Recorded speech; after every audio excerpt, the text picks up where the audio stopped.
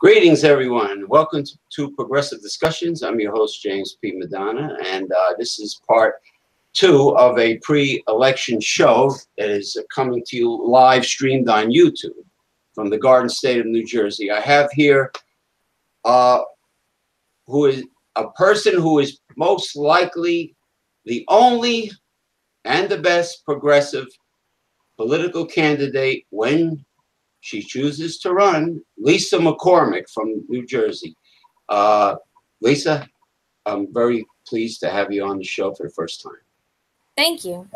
And now, and she is with her good friend, Mr. Jim Devine, very knowledgeable man. All right, Say Jim. hi. Good to be here. Okay, great. Now, being that Lisa is the only true progressive that I know of in New Jersey, because New Jersey seems to be just congested with establishment politicians, regardless of which party. I think that those that are listening that are from New Jersey should really pay attention what this woman has to say. Now, this election coming up Tuesday, like we said before, is most likely the most important election in modern day American history, and people should make it their business to vote. It only takes me 15 minutes to vote, not counting me talking to my friends over there. But the actual voting, you get the sample ballot, you read it, you read the questions on the bottom, make your decision, and you vote. Easy. Now, in 2016, almost 2/3 of Americans didn't vote. So the lowest common denominators, the dregs of society always vote.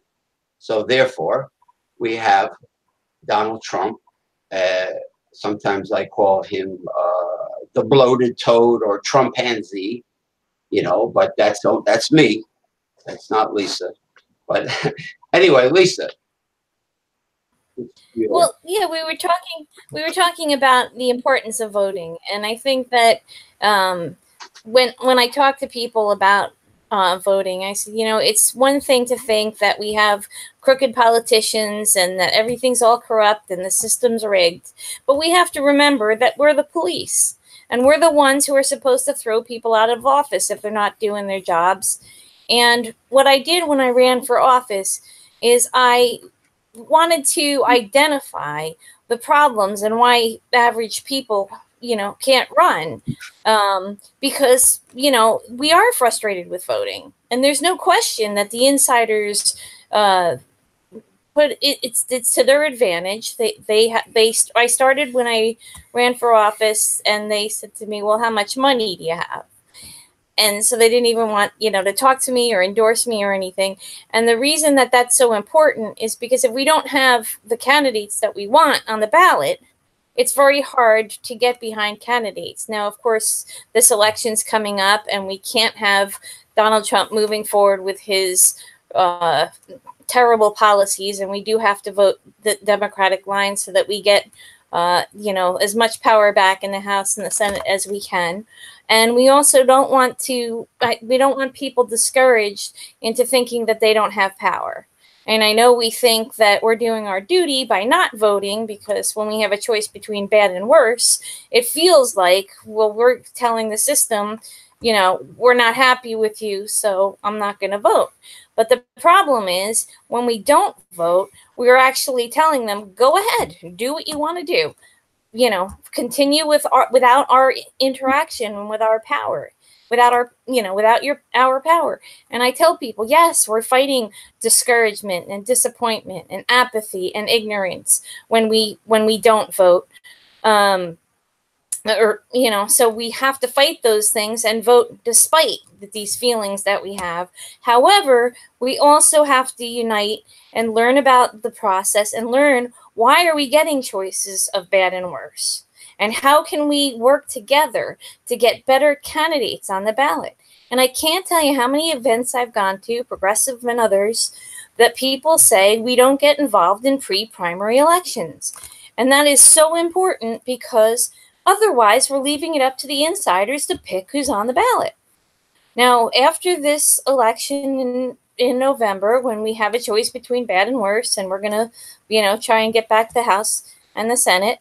We're gonna go forward and teach people that they have to run for office, and that we have to. If you're interested in running for assembly next year, you have to go out and get your signatures and have the signatures in by the end of March, so that we can actually have progressive candidates on the ticket.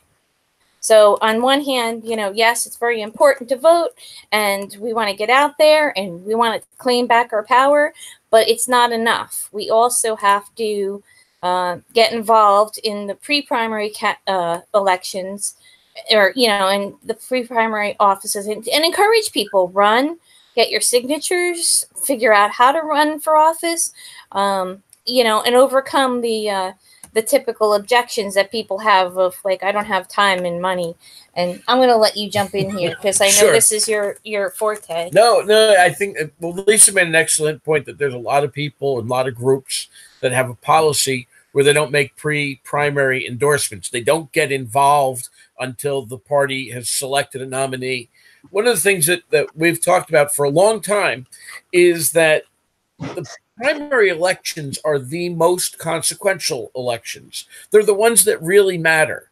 First of all, if you don't have competition in the primaries, people who vote literally have no choice.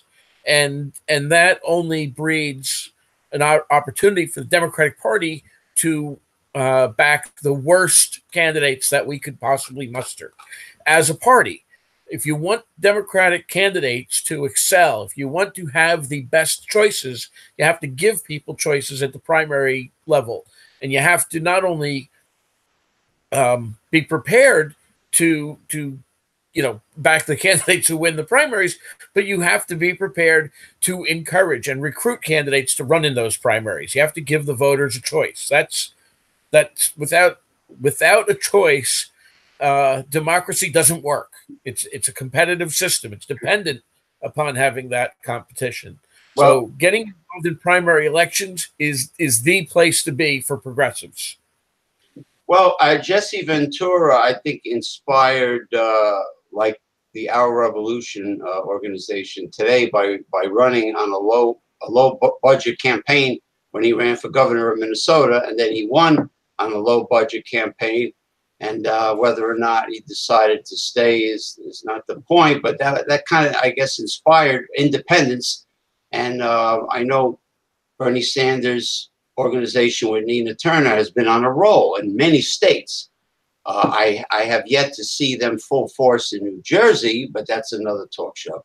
But we do have some active Our Revolution chapters in New Jersey, really? But there are some key differences between Jesse Ventura and Bernie's presidential election. First of all, Jesse Ventura was running against in Minnesota. There were a Democratic candidate and a Republican candidate who had a high-profile election, and both of them were very unpopular.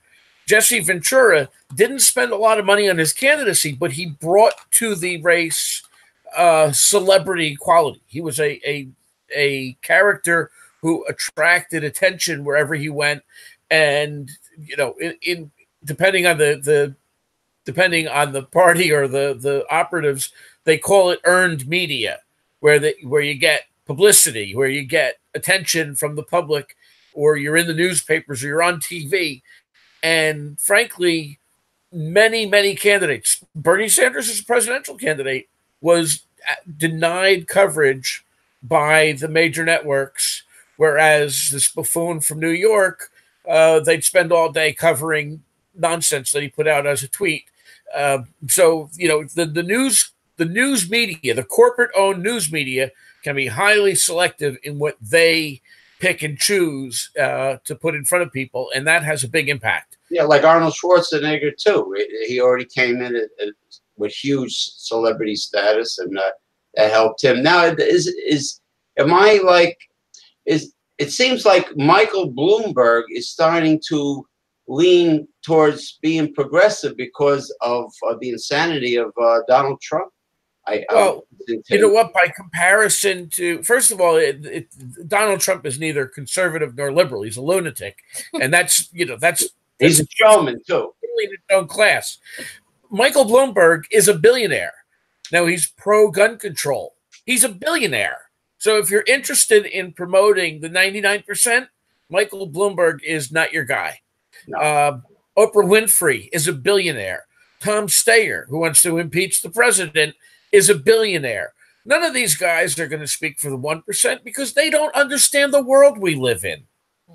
You know, it cost about $1 billion to run for president. So instead of going out and getting 1 million people to give you $1,000, and that's $1 billion, most of us couldn't manage $1,000 contribution. These guys would reach into their pocket and write a check.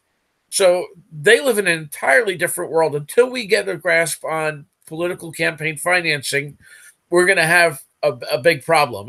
And electing billionaires or electing people who are popular among billionaires and willing to do their bidding, that's just not the way to reform democracy. We genuinely have to find ordinary people who are willing to rise to the occasion. And frankly, that was, the greatest appeal for Lisa in this election, and the greatest appeal to many people. I mean, an ordinary person rising up to meet extraordinary circumstances is kind of the American story.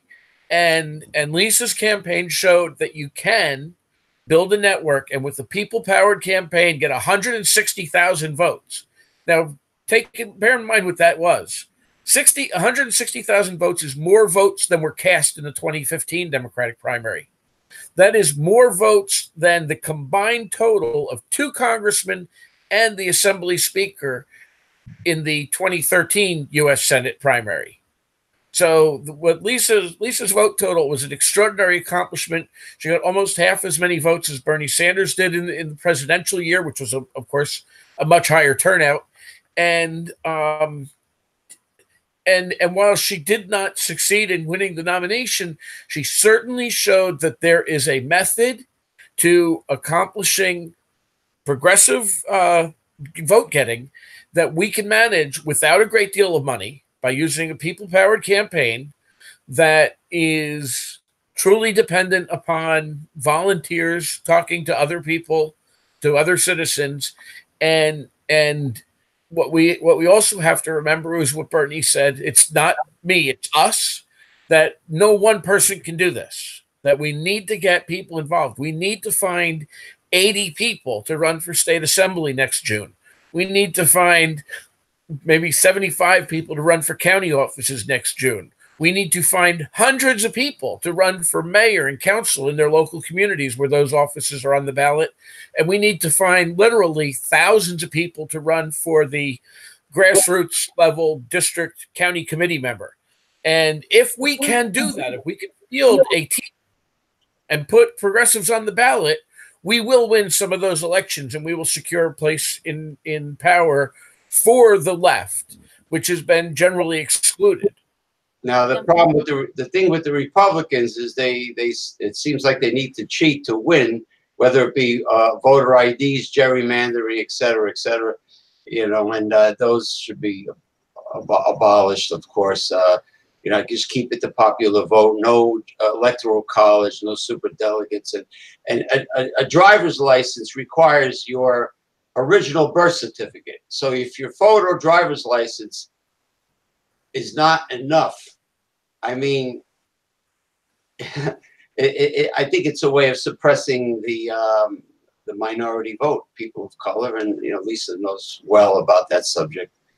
Well, yeah, I mean, I was gonna say, but they think the biggest obstacle that we have is the war against the 99%, and Bernie called it, the war against the middle class. And I said, yeah, but it's more like the middle class was slaughtered because we weren't fighting back.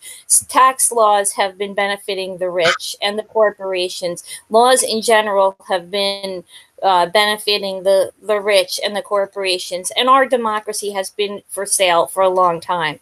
At one point, we were told, oh, if some millionaire runs for office, we won't have to make donations. We won't have to fund his campaign. He can do it for us. What we didn't realize is when we gave that privilege away, we also gave away our power, because now it took away our ability to make the contributions and gave them money. Yeah, okay, they raised their own money, but now they're raising all their own issues, and they're taking care of themselves, and they've been making empty promises, or promises like the trickle down theory, that are just not going to work. They're able to, with this money, distort the message. They're able, with taking over the media and buying huge ads and spending a fortune on the media to brainwash people into thinking that something makes sense when it's just not true, and convincing people to vote against their own interests. And so, yes, although gerrymandering does have an impact, and there are a lot of ways that they cheat, I think that the biggest one is the money in politics. And the fact that I could get 160,000 votes on under $5,000, what I want to tell people is, that should give us all a hope that our democracy is not yet gone. We want candidates to run who agree that we are not going to be beholden to lobbyists. We're not going to try and get $1 million donations. We're not going to try and run a $7 million campaign to pay for our votes. We want to keep that big money out, so that when we're in office, we can make decisions based on the right thing. We can make decisions based on how it's going to affect our environment. We're going to make decisions that help the average person and entitle people to health care, and not give big drug companies huge profits because they don't have to negotiate with Medicare. So, what we did was we sold out our election, and people have to realize that we don't want millionaires anymore. One of the things that I protested when I ran for governor was the fact that they only let millionaires in the room. If you weren't a millionaire, the Democratic Party, closed the door. You weren't able to talk. And if we as progressives don't fight that, then how are we going to get our voice heard? Progressives that are true progressive warriors will hold their feet to the fire, and if an obnoxious right winger, like when Chris Christie used to yell at people, sit down and shut up at his town hall meetings, real progressive would not do that. And yeah, you're absolutely right. But what we have now is an insane asylum in the White House, so we need to counter that this Tuesday. Definitely. That's truly the Democratic establishment leaves a lot to be desired, but the fact is that there's clearly, and I hear people say that they're sick of voting for the lesser of two evils. However, the difference between voting for bad and worse is that the one side is actually worse. Like, don't ever imagine that it can't get any worse than it is. The frying pan into the furnace, or the frying pan onto the hot plate. It's like frying pan into the fire is one way to look at it. But you know what? If you're in the fire, if you're in the frying pan, you may want to stay there. And although there are a lot of people that are discouraged by the quality of candidates that have been nominated, it's vital that they get out and vote, and that we prevent people from giving up on our system. And remember that the policies that Donald Trump and the Republicans want to pass are going to kill people. Okay, they want to eradicate protections from insurance companies refusing to insure people with pre-existing conditions. Okay, that's about 75 million Americans with pre-existing conditions. And while Obamacare, for example, may not be all that we would like it to be, it's not Medicare for all. It's not a national health service. It's basically a requirement that everybody have private insurance, private for-profit insurance, and as well as an expansion of Medicaid. The bottom line is it's better than it was. It's just not as good as it can be. So let's not throw out the baby with the bathwater, because that's the Republicans' plan. Well, Republicans either want to the poor to simply perish, or they want to enslave them and maybe privatize prisons and other ways. My ex-wife from Colombia used to tell me how things were in her country, and that's like the perfect Republican paradise. You go to a hospital and you're sick, and right away, you have insurance? You don't have insurance. You have money? You die outside the hospital, get off the hospital property and die out in the street. That's basically what they told people in Colombia. I think that's what they want. They want to turn back the clock to the America of the 1900s, you know, before the Industrial Revolution, when you were totally on your own. But then again, the Industrial Revolution started like what we have today, the corporate oligarch. J.P. Morgan, he was like a Donald Trump back then, you know. He wanted child labor, and then the unions came and everything, FDR, the Second Bill of Rights, and regulations to defang the wicked corporations. And Republicans, I guess, want to do away with all that.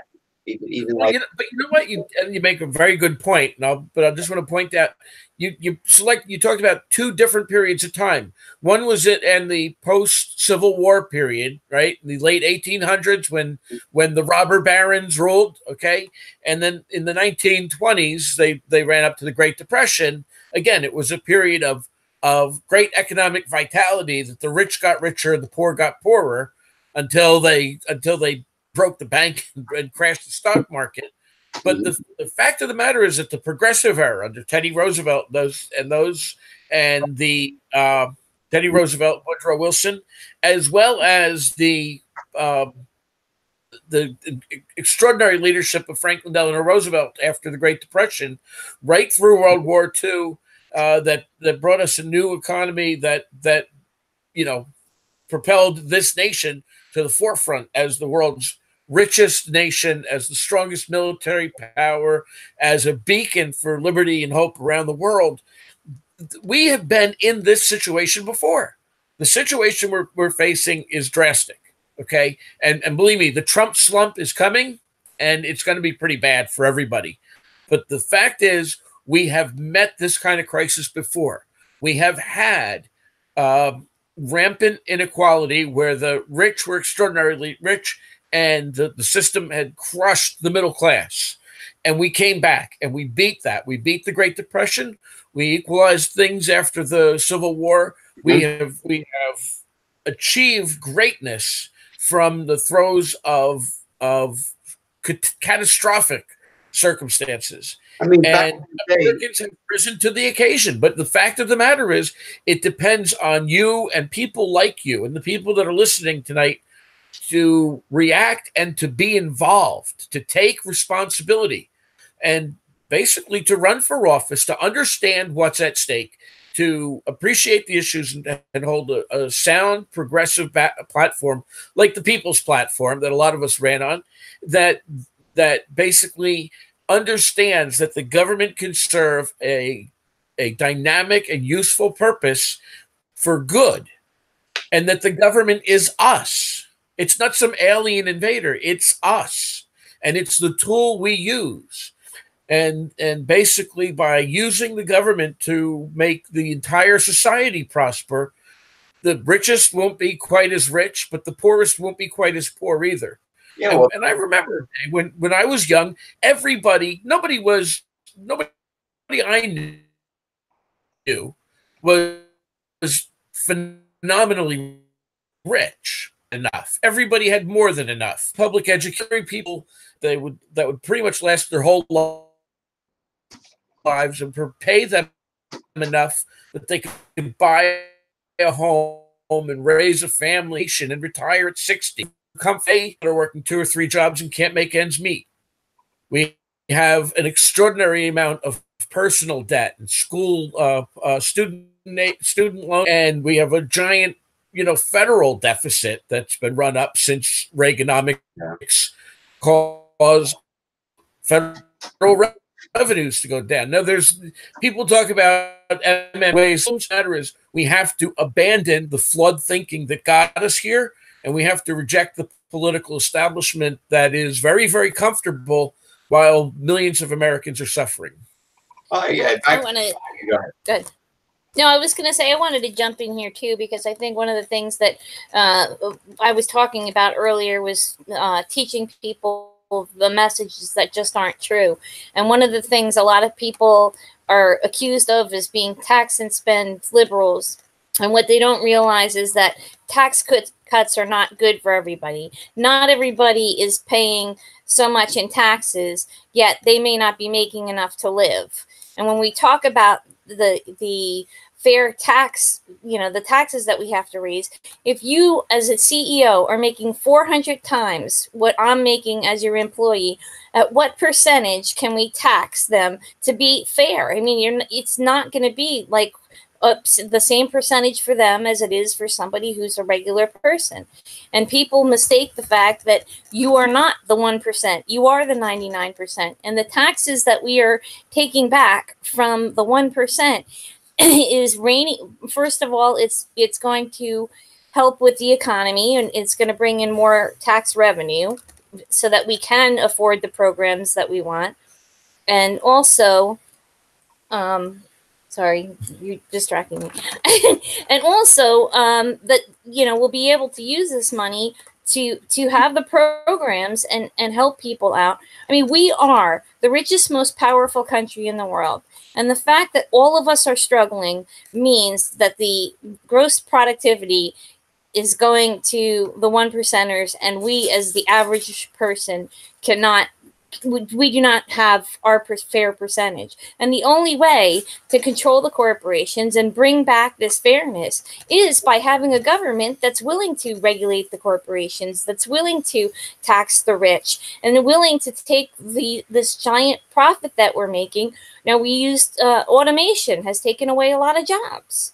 So the average person is competing for a job that doesn't exist anymore. Well, you know what? I think that the federal jobs guarantee is a fantastic idea, because I see so many areas in which we can better our country, and we can go for green energy, and we can clean up the environment, and we can work on immigration so that we're not backed up with the court systems. And I just think of all the jobs that could be created to make our world better, not to mention infrastructure and schools and so much that we can invest back into the country so that we have a better America from the tax revenues. Whereas somebody who's sitting on $1 billion, you're making $1 billion a day, what are they doing with it? They're watching it accrue. And it's not helping the economy. It's not really helping them. It's more money than they can spend in their lifetime. And we take that money back so that they're not buying up all the TV advertising and convincing us to vote against our will. And they're not spending all this money on think tanks to come up with ways to trick the average person. And what we want in our politicians are people who care about other people, and not people who care about profits. It should never be profits over people. And I think that once we take money out of the equation, I think that we can get ourselves back on track and realize what's important in life. Yeah, profits. And I'm going to let Jim jump back in. Well, just I know that we're getting towards the end here. I want to, and we're going to wrap it up, but I want to let people know that to get involved and get into this, you could sign up at Lisa's website at lisamccormick.org. And you could go to the volunteer section, or you can make a donation. If you want to run for office, and if you don't want to run for office, at least hear out what the opportunities are and help us find people who are willing to serve their country and their community, because we definitely need to give voters a choice. If they don't have a choice, then elections are essentially meaningless. And the people that are selected by the political establishment haven't been doing the job. And the people that are running the political establishment aren't looking out for you. Well, thank you for showing that. We need to feel. There you go. Oops. Better. Yeah. I see you. It's going. Get. You hear me? I hear you. Okay. Yeah. I mean, of course, thank you for showing that web link. Of course, if we discussed all the issues that apply to today's America, the show would probably go on for hours. But what Lisa mentions on Twitter often is when America was prosperous, which sounds like post-World War II, 1950s Eisenhower America, where the middle class was doing quite well. And that's what I remember as a child. my family was a very successful middle class, and it was a different life. And when the top 2% pay their fair share in taxes, they're still living high on the hog. When the middle class carry the tax burden, since how many refrigerators do the rich buy? The middle class are the greatest source of jobs, the primary consumers, the backbone of the country, and Main Street is where it's at. Think of the soldier ant in the Amazon. One ant does nothing, but a whole colony is unstoppable. So that's how I want to end it, to summarize it. So vote. Yes, go vote. Good night. Vote early, vote Tuesday, or, but do it. Millennials, women, everybody, people of color, everybody vote. And thanks for having us. Yeah, thank you, Lisa McCormick and Jim Devine. It was a great show, and anytime Lisa wants to say anything, just let me know, and we'll do it again. All right, thank you. All right, bye-bye. The shillelagh is ready for action. All right, bye-bye.